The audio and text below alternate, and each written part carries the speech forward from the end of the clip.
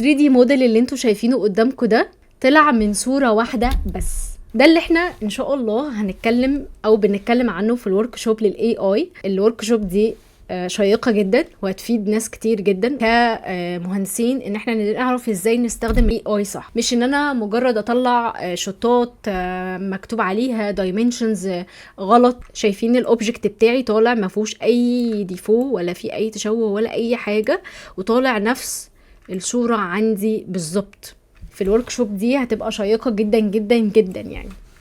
خلينا بقى نرجع للورك شوب بتاعتنا الأساسية لل 3D Max. هنا آخر مرة كنا اتكلمنا عن ازاي بنرفع الوولز، عملنا الشبابيك، الأبواب، الحاجات دي كلها.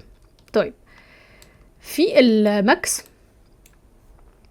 لو انت عايز تعمل أرضية كنا احنا قلنا خلينا ندخل هنا تاني. ده الفلور جنريتور. طيب ده بيكون ازاي؟ ده بنضغط عليه كده، ده بيكون زي بلوجن كده او سكريبت. تمام. بنقدر نعمل منه الارضيه عندنا من الباركيه مثلا. اول حاجه عندي هيقول لي كرييت. انا دلوقتي عندي فلور جنريتور شغال. تمام. قال لك هنا بقى ده الاوبشنز بتاعته. انت كبيجنر انت مش محتاج خالص تشوف الكلام ده. تمام. هنعمل بقى كده ده اهو كده. عايزين مثلا الماكس لينس. اوكي ده السكنس بتاعي، العرض. طيب خلينا ايوه كده علشان يبقى باين عندك الشكل بتاعك. المهم ان انا عندي ده الفلور جنريتور، ببدا ان انا اشتغل عليه. طيب انا ك بيجنر، انا شخص لسه بتعلم ال 3 دي ماكس. انت مش مطلوب منك خالص ان انت تروح خالص للفلور جنريتور بتبدا تعمل تكريت الارضيه. طيب انا هقول لك على حاجه انا بستخدمها لحد دلوقتي. الطريقه دي ايه هي بقى؟ الطريقه دي انا بقف هنا عندي في التوب عادي. تمام. في الكاد انا ببقى مكريته اصلا على الكاد. خلينا نروح للكاد كده.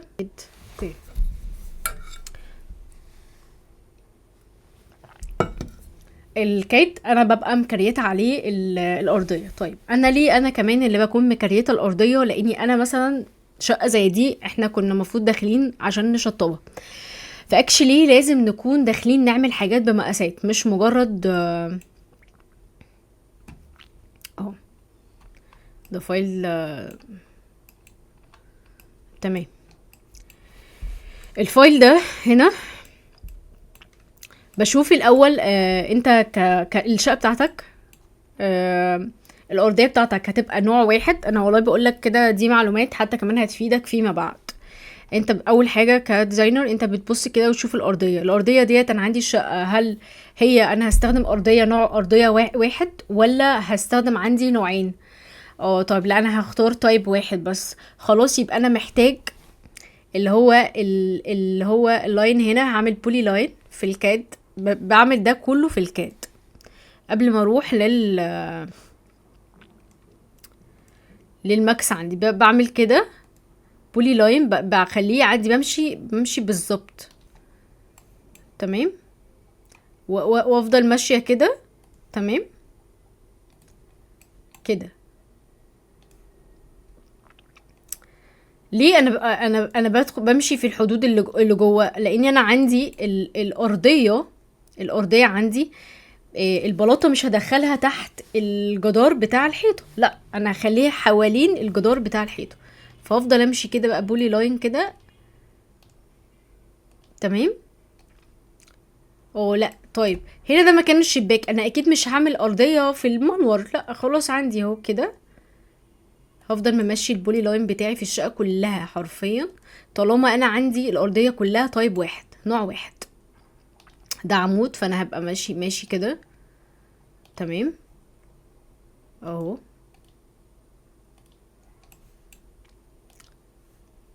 انا الموضوع ده بيسهل عليا كتير بقى فيما بعد وانا بشتغل في التشطيب. ليه؟ لان بيحصل كتير بقى، دي معلومة ليكم، انه بيحصل نصب بقى كتير بقى اول ما بيعرفوا مثلا ان الشخص ده مش فاهم او مش عارف او لسه مهندس جديد. ايا كانت الفكرة، بيبدأ الناس ان هي تتعامل ان هي تقدر نحاول بقدر الامكان ان هي تستغفلك بقدر الامكان. فلا، انت لما يكون معاك المقاسات بتاعتك مظبوطه، او انا ماشيه هنا اهو دلوقتي للكاد، الحاجة دي بطلع منها مثلا الأرضية عندي بنسبة كبيرة ما بيطلعش، مثلا ما بيبقاش عندي في كل نوع، مثلا ببقى جايبة كذا نوع. هوريكي دلوقتي شكل البلاط لما بنجيبه، او السيراميك او البورسلين بيكون عامل ازاي. احنا ابتدينا منين؟ طيب، احنا ابتدينا هنا، تمام. هتلاقينا ان احنا بعد ما نخلص هنروح لعند النقطة اللي احنا وقفنا عندها. هوريكم دلوقتي الأرضية مثلا. هناك كنا مثلا مع العميل بلاقي ان انا بعد ما بخلص تشطيب ما بيبقاش معايا سيراميك كتير. في ناس كتير جدا لما بيروحوا بتاع السيراميك يقولوا له والله احنا مساحة الأرضية عندنا او مساحة الشقة عندنا كذا، فيقوموا قايل لهم مثلا ده انت محتاج كذا وكذا وكذا، ويديهم حوالي مثلا 10 كراتين زيادة. بيحصل ان هما الناس بياخدوا كراتين زيادة، تيجي ترجعها يقولك لا خلاص فات الميعاد، لان مثلا ممكن تكون انت مش هتبدأ تشطيب على طول. احنا كده اي ثينك ان احنا خلصنا.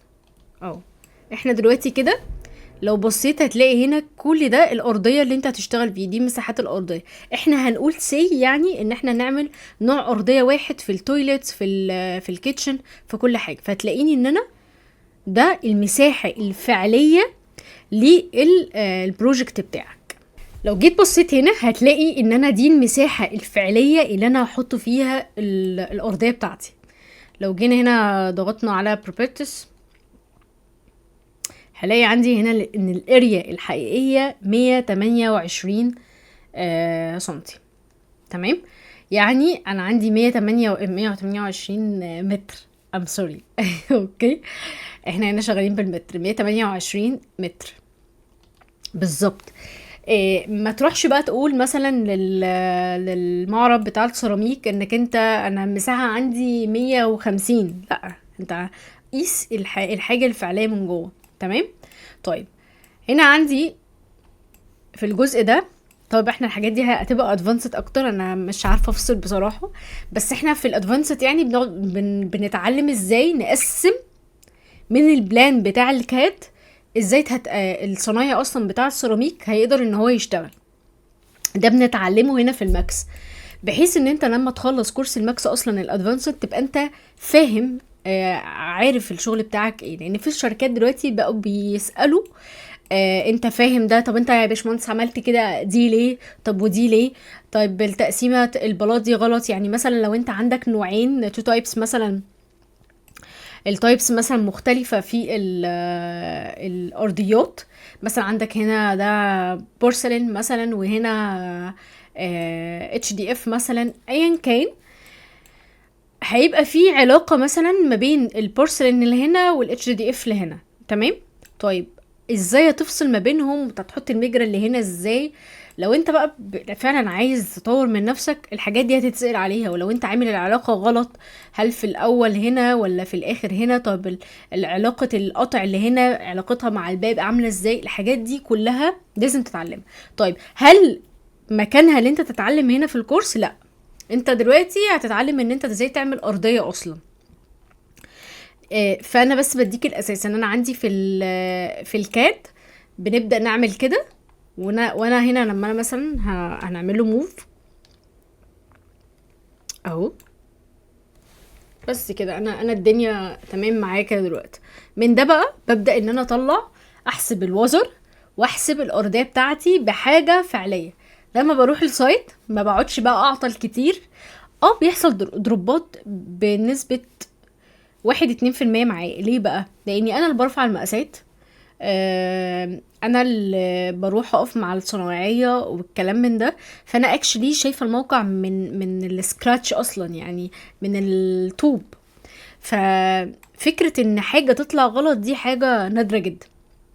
فدي المساحة اللي هيتعمل فيها البلاط. بنبدأ بقى نشوف البلاط عندي طوله وعرضه قد ايه بالظبط. البلاط عندي 120 ولا مترين ولا 60 ولا 30 ايا كان الطول بتاعها، وبنحسب الفواصل والحاجات دي بالافريج يعني في التصميم، وبنبدا نكريتها ونبدا نكررها ونشوف الوزن عندي قد ايه، ويبقى ليها حسبه بحيث ان انت وانت رايح تبقى عامل حسابك ان يبقى في كرتونه زياده، ماكسيموم كرتونتين.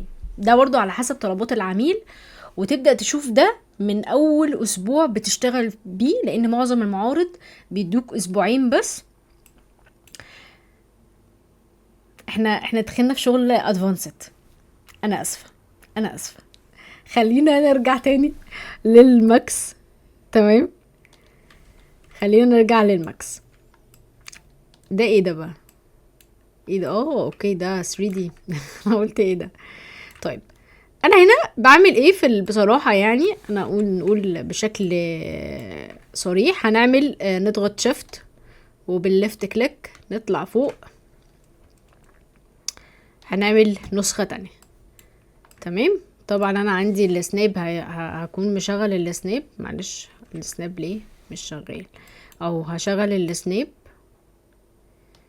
واقوم رايح على اول بلاطه. ليه بقى احنا طلعنا الجزء ده اللي فوق ده كده؟ في ايه اللي حصل؟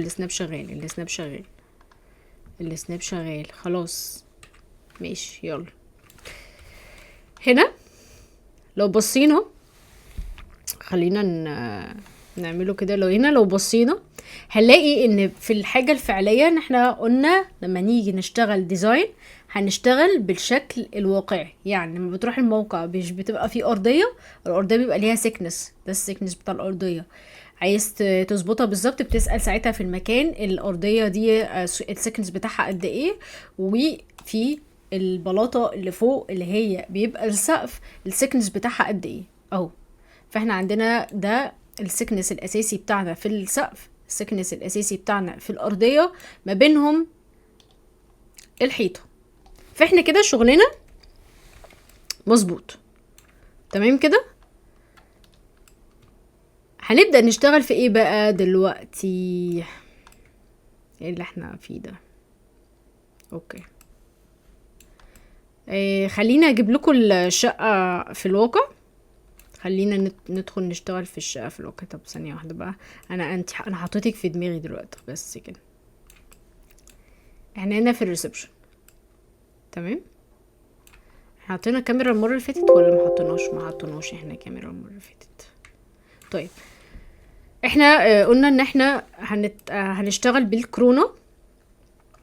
اول حاجة هنشتغل بالكورونا اهو من F10. لو احنا عايزين نطلع السيت اب بتاع الريندر هنختار معايا اول حاجة كورونا. تمام كده، اي فيرجن بقى، اي فيرجن كورونا. احنا عندنا كورونا 9. هنقف في التوب عندي، وبعد كده هنعمل F3 ونبدأ نروح هنا في البانل دي. هنضغط على علامة الكام هنا اهي، هنا رايت، وهنا هتلاقي الكاميرا. تمام، هنختار كورونا كام. تمام، وهنفعل الاوتو جريد. انا عايز دلوقتي احنا ده الباب بتاع البلكونة او التراس عندي. تمام، وانا عايز بقى كاميرا مثلا توضح لي الجزء ده. هسحب تاني، هروح افعل الكورونا كام. تمام، واقف كده من التوب. تمام، بالليفت كليك هسحب ودراج، هشوف معايا التارجت بتاعي. طيب احنا بعد كده في الكورس بتاعنا بنشرح ازاي الزوايا مظبوط، وازاي في سكريبتس تانية ازاي تظبط فيها الزوايا بتاعة الكاميرا. بس احنا قلنا هنعمل الحاجات البدائية في الاول. انا لسه ماسكة بالسكرول بتاع الماوس الكام عندي. تمام كده اهو. طيب انا عايز الكام تقف لحد هنا، هسيب بقى الكاميرا عندي. خلاص كده الكاميرا اتفعلت. تمام، هنيجي بعد كده نضغط الليفت. تمام، خلينا نظهر التاب التانية دي. تمام. هنيجي الكاميرا دي لما بتظهر بيحصل فيها حاجتين. لو احنا جينا وقفنا هنا، دي الكاميرا، تمام، وده تارجت الكاميرا. يعني الكاميرا بيبقى ليها حدود. انت مثلا مستوى نظرك انا بيختلف عن كل شخص. انا مثلا بشوف لحد متر مثلا قدام، في شخص تاني لا انا شايف متر ونص قدام، تمام. فالتارجت ده حدود الكاميرا بتاعتي، تمام. فالكاميرا دايما اللي بتطلع عندي بيبقى فيها ليها الكاميرا الاساسيه عندي زي ما هنا ظاهر هنا، وفي التارجت بتاع الكاميرا اللي هو هنا اهو، تمام اهو. اقدر اتحكم فيه، اقلله، ازوده كده. طيب التول بتاعه اقدر اتحكم فيه من هنا، او ان انا اروح للكاميرا من هنا واروح موديفاي. في هتلاقي التارجت ديستانس، هتلاقي ده الكاميرا دي شايفة ل5 متر و13 سنتي قدام. طيب ما احنا عايزينها والله تبقى شايفة 2 متر بس، هتلاقي عندك التارجت اتحرك. طيب انت عايز تتحكم فيه من غير مسافة معينة، بتبدأ تمسكه من هنا وتبدأ تتحرك فيه وتظبط المقاس بتاعك. كده ينفع وكده ينفع، تمام. طيب هنا لو وقفنا على الكاميرا نفسها، احنا كده محددين الكاميرا والتارجت. لان عايزه اقف على الكاميرا بس.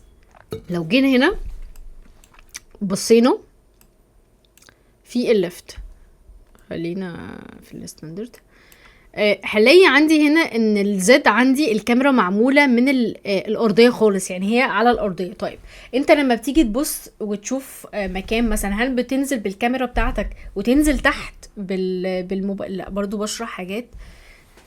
اوكي. الكاميرا بنخليها دايما على مستوى النظر اللي هو مثلا بنسي بيبقى 1.20 متر، يعني مستوى النظر اوكي. احنا نسينا حاجة.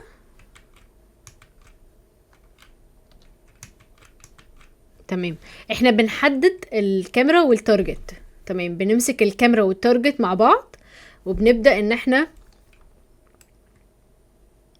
نتأكد ان هما الاتنين على الارضية، تمام. خلاص ببدأ ان انا ساعتها اروح امسك الكاميرا واروح للزد، لان الزد ده الارتفاع بتاعي، تمام. بروح اكتب 120 عشان ده مستوى الرينج بتاع الرينج بتاع المستوى النظر بتاعنا. خلينا نروح بقى نمسك الكاميرا كده، نعمل سي ونشيل بتاع. هلاقي ايه بقى؟ ان الكاميرا طلعت فوق وبقت باصه للارضيه. ليه؟ لان التارجت بتاعي على الارض، يعني اتجاه الكاميرا على الارض لسه عندي، تمام. طيب لا احنا كده عندنا مشكله. احنا دلوقتي عايزين ان اتجاه الكاميرا بتاعنا التارجت هو كمان يبص، يطلع من الارضيه يبص عندي ناحيه البلكونه. هنقف في الليفت عندي هنا تاني ونفعل الاف 3 ونمسك التارجت بتاع الكاميرا وبرضو نخليه هو كمان على 120. نروح بص كده بقى تاني في الكاميرا، هنلاقي بقى الموضوع اختلف هنا معايا. بقينا شايفين الكاميرا والتارجت بقى على مستوى واحد، فبقينا باصين لاتجاه البلكونه. طيب ممكن نعمل ايه؟ ممكن هنا نمسك نروح التارجت هنا كده. لما نيجي نفعل التارجت هنلاقي عندي هنا ان البيفوت بتاعي ظهر. بصوا لو انا مش ماسكه حاجه كده، تمام، مش هتلاقي في حاجه ظاهره، بس انا واقف في الكاميرا عندي، تمام. طيب لو احنا عايزين ندخل صحيح للكاميرا من السي، من حرف سي في الكيبورد، تمام. طيب انا جيت هنا مسكت التارجت، لو وقفت كده على التارجت هلاقي عندي بيفوت هنا ظهر. البيفوت ده بتاع التارجت. طيب لو انا عايزه ابص للكاميرا من فوق، همسك الزد كده وارفع لفوق كده، هغير اتجاه الكاميرا ابص لفوق. طيب لو انا عايزه ابص لتحت هلاقي الكاميرا عندي اتجاه بتاعها ونزل لتحت. طيب لو انا عايزه من هنا اروح يمين او شمال، يبقى من الواي كده والواي كده، تمام. عشان تبقوا عارفين، فعادي جدا ممكن تظبطوا الكاميرا بتاعتكم على الارتفاع وبعد كده تدخلوا تضغطوا سي. يعني هنقف من التوب بعد كده نعمل اف 3، تمام. اوكي. او ممكن ما انتوا ثانيه واحده نختار بس التارجت لوحده نخليه 0 زي ما هو كان، تمام. ونروح للكاميرا احنا ضغطنا على سي دلوقتي عشان ندخل في الكاميرا، فاحنا كده دلوقتي في قلب الكاميرا، وهتلاقي فوق بدل برسبكتيف ظهر عندي كورونا كام 001. تمام، نغير نضغط على F3. هنروح بقى من هنا نضغط على التارجت، تبدأ بقى تظبط عندك اهو من غير ما انت تظبط على حسب الارتفاع بتاعك. والله انا كده شايف تمام فاين. تمام ماشي. تاني حاجة بقى بتعملها هي انك هتروح لعلامة اللايت ديت، علامة اللامب اللي هنا دي، وتضغط عليه. هي اول ما تقف عليه اصلا هيظهر لك ان هي لايتس. تمام، وهنا تحت كورونا عشان انت اصلا مختار كورونا من السيت اب بتاعك. هيظهر عندك الاوبجكت تايب. التايبز اللي عندك بتظهر بتبقى نوعين، عندك الكورونا لايت وفي كورونا سن. انت نوعين الاضاءة بتوعك اللي في اي حاجة. احنا هنا مثلا في المكان ده في ورا كده عشان احنا لسه في النهار، مش هعرف، بس في اضاءة، في اضاءة ظهرت اهي. تمام اوكي. فعندك اضاءة هي ورا اللي هي الاضاءة الطبيعية اللي هي الانفايرومنت العادية. بعد كده عندك النوع الاضاءة التاني اللي هي زي دي مثلا، لا تعالي كده. تمام، اللي هي الاضاءة الصناعية. تمام، الاضاءة الصناعية دي بقى بتيجي من كذا مصدر. يعني ممكن من السبوت، من ترايبود مثلا ان انا حاطاه دلوقتي فمديني مصدر اضاءة. في ممكن من الهيدن لايت اللي هو بيتحط في الجبسون بورد. ايا كان بقى انواع الاضاءة بتاعتك فهي بتنطبق تحت مصدر الاضاءة الصناعي، وفي المصدر اضاءة الطبيعي. فهم كده نوعين. تمام، وهم دول اللي موجودين عندك الكورونا صن اللي هي الاضاءة الطبيعية. تقدر بقى دي ليها تفاصيل كتير بس انت مش محتاجها في الاول. طيب وفي عندك المصدر التاني اللي هو الاضاءة الصناعية. خلينا اول حاجة علشان بس احنا عايزين بقى نشوف كده اي حاجة، يعني بكل التفاصيل اللي بقالنا 12 محاضرة عايزين بقى نشوف حاجة احنا اللي عملناها. اول حاجة هتعملها اول ما تفتح اللايت ده هتروح للكورونا صن عشان نعمل مصدر اضاءة طبيعي. ده اسهل حاجة انت ممكن تعملها. هتروح تلاقي add كورونا صن environment، هتكليك عليها. هتلاقي الدنيا هنا اختلفت. تعالوا نعيد تاني كده.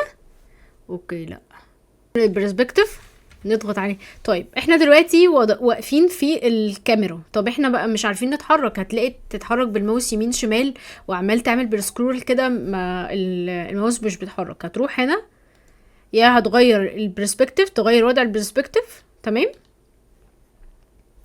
يا هتقدر تعمل بي من الكيبورد. تمام، دي او ده هتلاقي نفسك طلعت من الكاميرا. تمام، لو جيت بصيت هنا احنا فين؟ اوكي كورونا صن، خلينا نعملها اهو احنا في اللايت العادي اهو. تمام، ده العادي، ده الفيو بورت بتاع الماكس العادي. وشوف كده اول لما هنضغط على اد كورونا انفايرومنت، يس اللي حصل اداك كده اللي هو افكت ان هو فيه سما وكده. تمام، من غير ما نحط صن ومن غير اي حاجه. ده الانفايرومنت عادي اللي هي بيحط لك زي سكاي كده. تمام، لو ضغطنا هنعمل كده. اوكي نطلع، ضغطنا سي هندخل تاني في الانفايرومنت بتاعتنا. تمام، تيجي نجرب كده من الريندر. طيب السكرين دي بتطلع ازاي بقى؟ لو جينا بصينا هنا هنلاقي ايه؟ ان انا عندي 4 ايكونز كده او 5 ايكونز هنا كده مهمين. دول ليهم علاقة بالكورونا اللي هو اللي احنا دايما بنستخدمه، اللي هو كورونا اوبن كورونا في اف بي. تمام، اللي بعده ده لو انت اللي هو ستارت انتراكتيف ريندر، يعني ان الريندر يفضل شغال بس وعلى حسب الاوبجكت بتاعك شكله عامل ازاي. يعني وانت بتتحرك، خلينا نطلع بره كده، اللي هو يفضل يرندر لك الشكل. لو انت مثلا اتحركت بالاوبجكت كده يمين في الريندر السكرين دي يفضل يقوم جايب لك الحركه الاساسيه. خلينا نجرب اول واحده. وهنا start interactive rendering in active viewport، هيفتح لك الاربعه فيو بورت وتبدا بقى يحرك لك. مثلا لو انت فاتح في الاربعه فيو بورت زي ده كده، الاربعه فيو بورت. تمام، هيفتح لك يعمل لك ريندر للاربعه فيو بورت مع بعض. تمام، خلينا واحده واحده. طيب خلينا نبدا باول حاجه احنا بنستخدمها ايه، وهي اصلا احنا مش بنستخدم غيرها. معلش،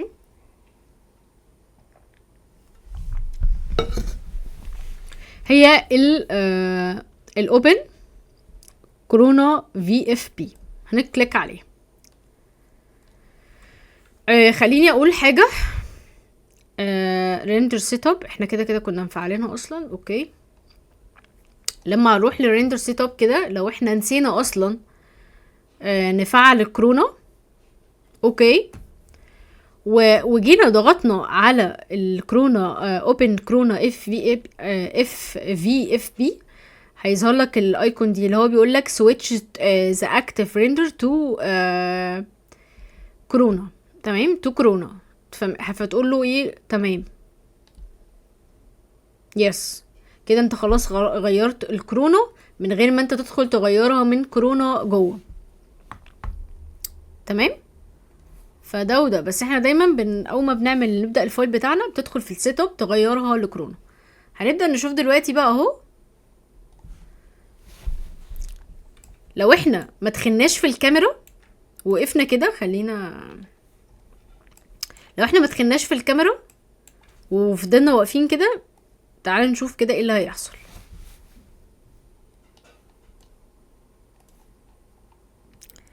جاب لك الفيو بورد زي ما هو انت واقف بالظبط، انت شايفه في البرسبكتيف كده، هو هيجيبه لك كده بالظبط، مع انك انت عامل كاميرا بس انت مش مفعل الكاميرا نفسها.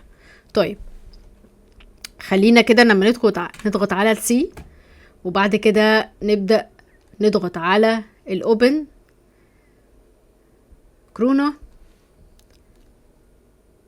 اول ما بتفتح لك السكرين دي ما تركزي غير في حاجتين بس، هو الريندر والستوب. لو انت عايز تبدأ بقى تشوف الفيو بورت بتاعك او الريندر بتاعك هيبقى شكله ايه، بتضغط على ريندر فقط، تلاقي الشكل عندك ابتدى يظهر وانت دلوقتي واقف في السين بتاعك. شايفين الشكل عامل ازاي؟ مدخلك اضاءة من جوه. تمام، دي الاضاءة اللي هي الطبيعية، زي لو انتوا بصيتوا ورا كده هتلاقوا الاضاءة الطبيعية عاملة لايت. لو انا طفيت الاضاءة بتاعتي دلوقتي مثلا، خلينا نقفل ده كده ونقفل ده كده، هلاقي ان في اضاءة هنا جاية طبيعية منورة. حتى لو طفيت ده هلاقي برضو الاوضة منورة، لان اضاءة طبيعية قوتها ما اقدرش اقارنها باي اضاءة صناعية. تمام، طيب خلاص في ايه هنا؟ ده الباب بتاعي ظاهر اهوت، ودي الاضاءة الخارجية اللي هي بره، من غير ما احط صن ومن غير ما احط اي حاجة. احنا لسه بسم الله بنبتدي نشتغل. تمام، طيب بعد ما بتخلص صحيح وانت مثلا شغال عايز خلاص توقف ريندر المشهد عندك خلص، بتبدأ تضغط على ستوب. تمام، طيب عايز تبتدي مثلا تحط ستيب باي ستيب كده علشان تسيف الشوتس بتاعتك، اللي هو البداية كانت ايه والنهاية كانت ايه، من هنا من سيف. تمام، تدخل تختار المكان بتاعك اللي انت عايز تسيف فيه والتايب بتاع الشوت اللي انت عايز تستخدمه، وبتغير الاوفر رايد ده ل 2.1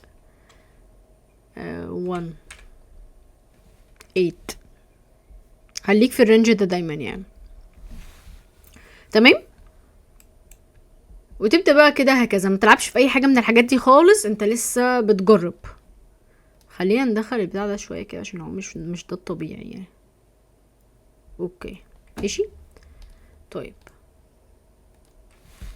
عايزين نخرج من الكاميرا، هنضغط بي، احنا كده مش في الكاميرا.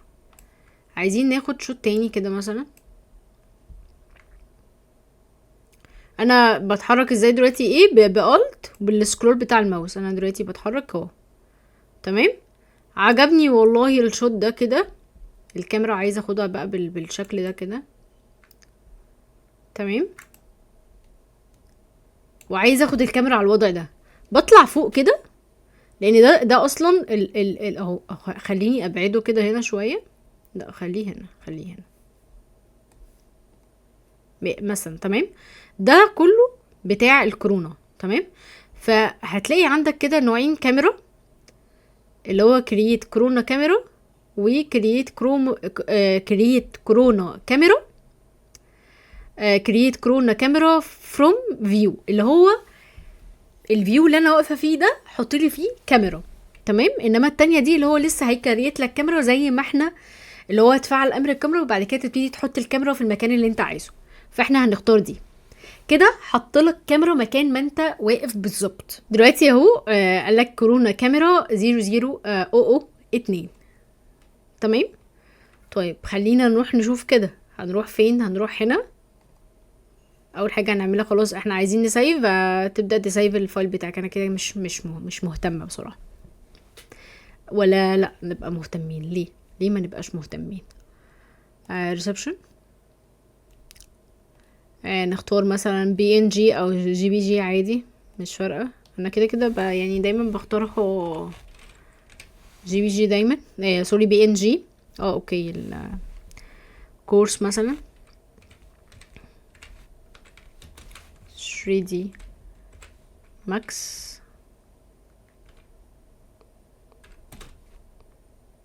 شوت 1. ماشي، هنسيب. هيظهر لك ديت، اقول له تمام خلاص كده.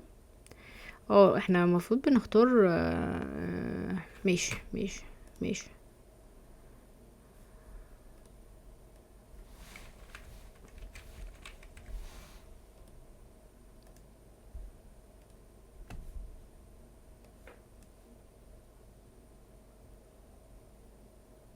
تمام، لو جينا بصينا عليها هنا كده هنلاقيها ظهرت عندي في الريسبشن اهي، هتظهر عندي كصورة عادية عادي جدا.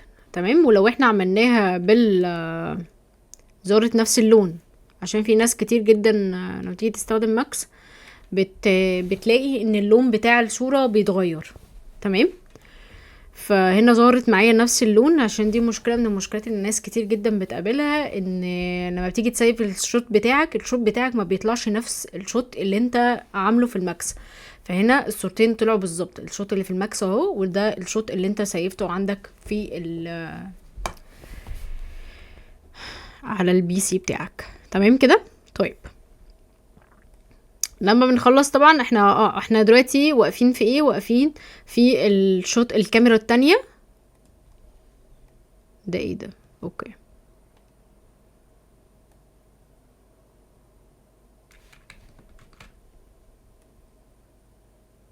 تمام. واقفين هنا في الكاميرا التانية دلوقتي اهو، عايزين نبدأ نرندر نشوف الشوت ده شكله ايه. تمام، هنقوم عاملين ايه؟ هنضغط هنا ريندر. تمام كده، هلاقي عندي ايه؟ الشوت بتاعي بدأ ايه؟ ان هو يظهر في الاتجاه بتاعي بالظبط. تمام، طيب النوع التاني من الكاميرا. تمام، احنا عملنا ستوب، وعادي بقى تبدأ تعمل السيف بتاعك. تمام، واهم حاجة تكون متأكد ان هنا مكتوبة على البيوتي. تمام، لان الالفا بتطلع لك حاجة تانية، عشان دي برضو من المشكلات اللي الناس كتير جدا بتقابلها. طيب هنقفل، هندخل في النوع التاني للكاميرا. تمام، خلينا بقى نروح هنا كده، هبتدي كده اروح للريندر.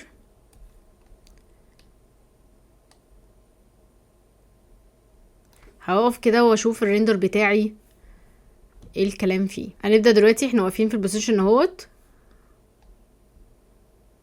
وهنروح نقف في اللي هي التانية، اللي هي start interactive rendering in corona VFB. اول ما هنكليك عليها كده شوف ايه اللي هيظهر. ظهرت عندي البانل او اللي احنا كنا بنضغط عليها واحنا بنعمل الريندر العادي. هنا هتلاقي دلوقتي ان الريندر اضعف شوية. تمام، بس اكشلي هو ظاهر لك الجزء اللي انت واقف عليه. تمام، طيب شوف كده ايه اللي هيحصل.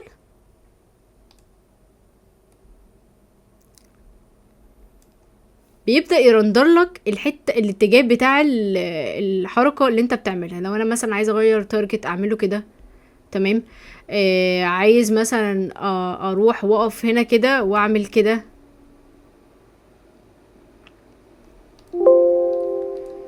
هنا في الجزء ده لو انا عايزه اروح مثلا للكاميرا واحد، انا غير لك البوزيشن هنا. تمام. ممكن برضو من التارجت ده ابتدي اعمل كده كده اهو، ابتدى يعمل ايه اهو. عايز اغير الاتجاه بتاع التارجت اعمله كده. ده هنا بيديك الحاجه الفعليه، ريندر فعلي للحاجه اللي انت بتعملها في الفيو بورت. تمام. هتحتاج دلوقتي، لا هنعمل ستوب بس كده الاول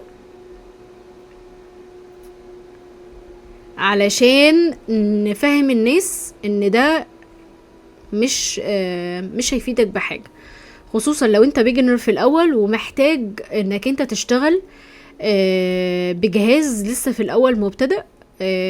ده بيحتاج كارت شاشة عالي قوي قوي، وده معظم الناس بتقع فيه في الاول، ان انت ممكن تقعد تستخدم وتجرب وانت الجهاز بتاعك ممكن اصلا ما يكونش يقدر يستحمل الحاجات اللي انت بتعملها. يعني ممكن الحركة اللي انت عملتها دي لو انت الجهاز بتاعك الرامات بتاعته ضعيفة، ممكن لا قدر الله انك انت تبوظ كارت الشاشة بتاعك. فده بيحتاج حاجة عالية قوي علشان انا قفلته لان انا مش بستخدمه، لان هو بيهلك لي عندي الرامات جامد، فمش بستخدمه اصلا الا لو انا بظبط نوع اضاءة معين، عايزة اشوف اتجاه الشمس فببتدي اشغله لحاجة زي كده. غير كده انا ما بستخدمش غير اللي هو الانتراكتيف العادي، اللي هو ان انا اظبط الشوت بتاعي. تمام. هبقى واقفة هنا اهو. هو ايه اللي حصل؟ ايه اللي حصل هنا؟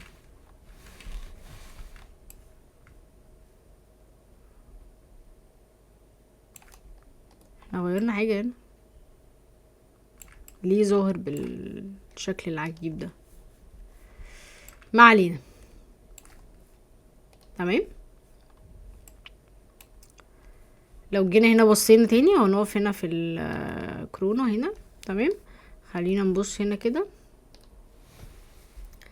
فالافضل هو ده الافضل ليك، لانه انت مش بيهلك عندك الرامات مهما بقى تتحرك يمين او شمال.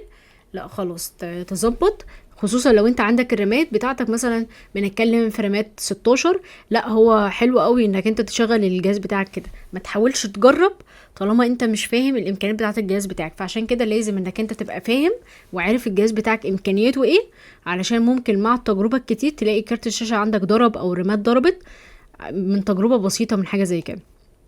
فده ما بنستخدمهوش غير بعد كده خالص، لانه مش مفيد في حاجه غير ان تعمل اضاءه و. طيب انت لو انت الكارت الشاشه بتاعك والرامات بتاعتك مش مجمعه، فالافضل ليك انك انت تحط الاضاءه مثلا وتجرب مثلا يعني احسن طريقه بجد لو انت تعمل اضاءه فيما بعد، يعني الاضاءه اللي هي الصناعيه الهيدن لايت والكلام من ده، عندك تقف من التوب تحط بقى اللايت بتاعك هنا هنا هنا زي ما احنا هنتعلم يعني ان شاء الله. تمام. احنا دلوقتي عملنا اول حاجة اللي هي الاضاءة الصن، اضاءة الشمس. تمام. الانفايرومنت بتاعتها. تمام. طيب احنا لو بصينا كده، طيب احنا دلوقتي بقى عايزين، احنا كده مفعلين اللي هي كرونوسون، احنا عايزين بقى نفعل شمس، عايزين نحط شمس بقى. هنقف في التوب عندي، بص علامة البلاس اهي، بالليفت كليك واسحب، هتلاقي ايه ان انت ماسك الشمس واللي انت بتحركه بس التارجت بتاع الشمس. الشمس ديت الاضاءه بتاعتها تبقى رايحه فين، ناحيه اتجاه فين. احنا هنا واقفين ناحيه البلكونه، تمام، التراس بتاعنا. فوالله احنا عايزين مثلا اللايت بتاعنا يدخل شويه كده من الباب بتاع البلكونه ونقف. ضغطت ضغطه، لو بصيت كده بقى عملت ليفت كليك والسكرول هتلاقي الشمس ماشيه في اتجاه واحد، اللي هي سوري تلاقي الشمس في الارض. تمام. تمام. طيب تعالى كده نعمل اسكيب كده ونمسح الشمس دي ونروح التوب تاني ونضغط على كورونا صن، هتلاقي ايه السهم ده عندي اتفعل تاني. هنقوم ايه عاملين ايه بالليفت كليك، حددنا بالظبط المكان اللي انت بتضغط فيه، مكان الشمس بيتحدد عندك. التارجت ده اهو، لو انت اتحركت بقى يمين شمال وانت ماسك الليفت كليك بتاعك، والله انا عايزه تبقى كده. مجرد ما انت سبت الليفت كليك شوف بقى ايه اللي هيحصل. هتلاقي كده لو انت اتحركت بالماوس هتلاقي الامر لسه متفاعل عندك، صح؟ وهتلاقي الشمس بتتحرك كده فوق وتقف بالطول. لو انت ضغطت بالسكرول بتاعك وبالليفت كليك، سوري، لو انت عملت بالسكرول بتاعك وبالالت، ضغط الت، هتلاقي الاوردر عندك متفعل. تمام. انا عايزه اقف كده في الزاويه هنا، وبعد كده تقف وتطلع بقى بالشمس. الماوس بس هتحركه وانت مش ضاغط على حاجه خالص، اهو كده اتحرك فوق او تحت او زي ما انت عايز. تمام. فمجرد ما انت مثلا تقف لقيت الشمس مثلا انت مش شايف والاتجاه فوق انت مش واضح، هتضغط بالسكرول كده عشان تسحب الفيو بورت بتاعك لفوق، او تصغر الفيو بورت بتاعك بالسكرول فوق او تحت كده. تمام اهو. والله انا مثلا عايز الشمس بتاعي اهي. اول ما تضغط كليك بقى بالليفت كليك تاني، اول ما تضغط بس كليك على الليفت كليك نفسه، هتلاقي الامر الاوردر عندك اتفعل خلاص، وبقت الصن موجوده هنا. هل عمرك شفت كده ان الصن تبقى قريبه بالمنظر ده، اللي هو تصحى من من الصبح تلاقي الشمس الصن كمصدر قريب كده؟ لا طبعا، هو بيبقى بعيد جدا. فممكن مثلا من الاكس مثلا كده، خليك برضو دايما في البرسبكتيف عشان برضو الدنيا تبقى واضحه ليك. تمام. وفوق كده. تمام. ده بقى اللي احنا ساعتها بنستخدم بالشكل ده. فانت لو الشكل بتاعك مش مساعدك عادي جدا، هتروح بقى للكورونا. تمام. ونشوف كده اهو التارجت بتاع الشمس، واحنا ممكن ندخله اكتر، نخلي نوقفه هنا على حسب. دلوقتي هنشوف مع بعض ايه الكلام هنا. طيب لو انت عايز مثلا تشوف الفرق وكده، في حاجة اسمها هنا من البوست states history. تمام. اول لما تعمل store current VFP هيعمل لك زي شوت كده تسيبه، عشان لما تعمل الشوت الجديد تقارن الاتنين ببعض. تمام. هنروح كده نعمل ريندر.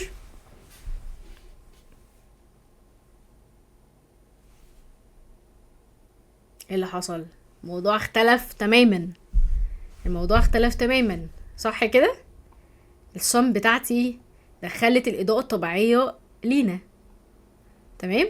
ولون الباب بتاعي بدأ يظهر. خلينا نعمل ستوب كده. لو عملنا دلوقتي ستور للكورنت VFP، تمام، احنا دلوقتي بقى عندي الشوطين موجودين. طبعا في فرق شاسع لمجرد بس ان الصن عندي دخلت في الشوت بتاعي. تمام. في اختلاف شاسع ما بين الصن اهوت والانفايرومنت العاديه. تمام. طيب خلينا نقارن كده. ده الشوط الاولاني اهو. تمام. وده الشوط التاني. ده اول حاجه اهو. ده مثلا اللي هو بقى ايه، لسه الشمس ما طلعتش لسه. تمام. اللي هو وقت الفجر ده كده اهو. تمام. هنبص الشوط الاولاني اهو. تمام. ده كان كده من غير صن، احنا ما عملناش اي حاجه لسه في الاضاءه، احنا ما عملناش حاجه. تمام. هندخل في الصن اللي بعديها هنلاقي ان الموضوع ايه ده، اختلف تماما. ما دخلناش اضاءه، ما ظبطناش اللينس بتاع الكاميرا، ما ظبطناش لسه الاضاءه بتاعه الشمس. تمام كده. تبدا بقى تقارن. ده بيفرق معاك ان انت تعرف الفرق ما بين الشوط. لو انت ما كنتش مسيب الشوط الاولاني كان ما كنتش هتبقى عارف الفرق، يا ترى الاضاءه كانت عامله ازاي، وهكذا.